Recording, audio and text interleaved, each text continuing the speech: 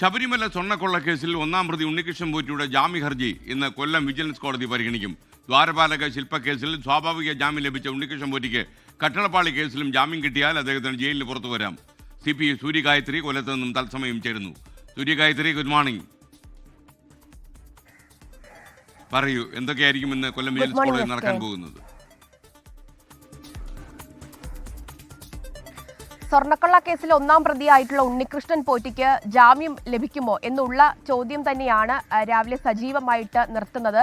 കഴിഞ്ഞ ദിവസങ്ങളിലൊക്കെ കണ്ടതാണ്, 3 പ്രതികൾ ഇതിനോടകം പുറത്തിറങ്ങിയിട്ടുണ്ടായിരുന്നു. ഉണ്ണികൃഷ്ണൻ പോറ്റിക്ക് ഇന്ന് ജാമ്യം ലഭിക്കുമോ എന്നുള്ളതാണ് അറിയേണ്ടത്. കട്ടളപ്പാളി കേസിലാണ് ജാമ്യ ഹർജി ഇപ്പോൾ കൊല്ലം വിജിലൻസ് കോടതി പരിഗണിക്കുക. നേരത്തെ ദ്വാരപാലക ശില്പ കേസിൽ ഉണ്ണികൃഷ്ണൻ പോറ്റിക്ക് ജാമ്യം ലഭിച്ചിട്ടുണ്ടായിരുന്നു. 90 ദിവസത്തെ റിമാൻഡ് കാലാവധി പൂർത്തിയാക്കിയതിന് ശേഷം സ്വാഭാവിക ജാമ്യമാണ് ഉണ്ണികൃഷ്ണൻ പോറ്റിക്ക് ലഭിച്ചിട്ടുണ്ടായിരുന്നത്.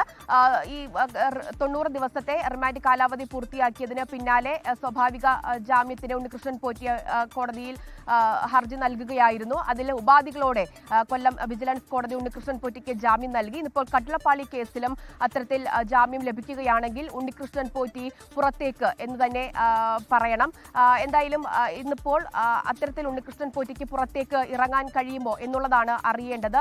ഈ കേസുമായി ബന്ധപ്പെട്ട് 4ാമത് പുറത്തിറങ്ങുന്ന വ്യക്തിയാവും അങ്ങനെയെങ്കിൽ ഉണ്ണികൃഷ്ണൻ പോറ്റി. ആദ്യം പുറത്തിറങ്ങുന്നത് മുരാരി ബാബുവാണ്. ഇതുപോലെ 90 ദിവസത്തെ റിമാൻഡ് കാലാവധി പൂർത്തിയാക്കിയതിന് ശേഷം സ്വാഭാവിക ജാമ്യത്തിലാണ് മുൻ അഡ്മിനിസ്ട്രേറ്റിംഗ് ഓഫീസറായിട്ടുള്ള മുരാരി ബാബു പുറത്തിറങ്ങിയിട്ടുണ്ടായിരുന്നത്. പിന്നാലെ ശ്രീകുമാർ 43 ദിവസത്തെ തന്റെ റിമാൻഡ് കഴിഞ്ഞതിന് ശേഷം തെളിവുകളുടെ അഭാവത്തിലാണ് ശ്രീകുമാർ ഇത്തരത്തിൽ പുറത്തിറങ്ങിയിട്ടുണ്ടായിരുന്നത്. അതിനുശേഷം എക്സിക്യൂട്ടീവ് ഓഫീസറായിട്ടുള്ള സുധീഷ് കുമാർ സ്വാഭാവിക ജാമ്യത്തിൽ പുറത്തിറങ്ങിയിട്ടുണ്ടായിരുന്നു. ഇപ്പോൾ ഉണ്ണികൃഷ്ണൻ പോറ്റിയും സ്വാഭാവിക ജാമ്യ ഹർജിയാണ് നൽകിയിട്ടുള്ളത്. അങ്ങനെ ഉണ്ണികൃഷ്ണൻ പോറ്റിക്ക് പുറത്തിറങ്ങാൻ കഴിയുമോ എന്നുള്ളതാണ് ഇന്നിപ്പോൾ ഉറ്റുനോക്കുന്നത്. എന്തായാലും ഇതുവരെയും SIT ഇടക്കാല റിപ്പോർട്ട് പോലും സമർപ്പിച്ചിട്ടില്ല എന്നതുകൂടി എടുത്തു പറയേണ്ട ഒരു പ്രധാനപ്പെട്ട കാര്യം തന്നെയാണ്.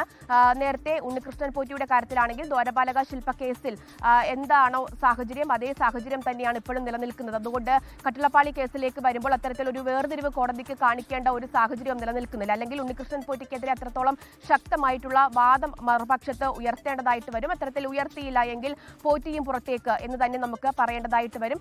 വരും ദിവസങ്ങളിൽ ഈ കേസുമായി ബന്ധപ്പെട്ടുള്ള മറ്റ് പ്രതികളും ഇത്തരത്തിൽ സ്വാഭാവിക ജാമ്യത്തിന് കൊല്ലം വിജിലൻസ് കോടതിയെ സമീപിക്കാനുള്ള സാധ്യതയും ഉണ്ട് എന്നുള്ളതാണ്. എന്തായാലും പോറ്റിക്ക് പുറത്തേക്ക് ഇറങ്ങാൻ സാധിക്കുമോ എന്നുള്ള ചോദ്യം തന്നെയാണ് ഇന്നത്തെ ദിവസം ഏറ്റവും പ്രധാനപ്പെട്ടത്.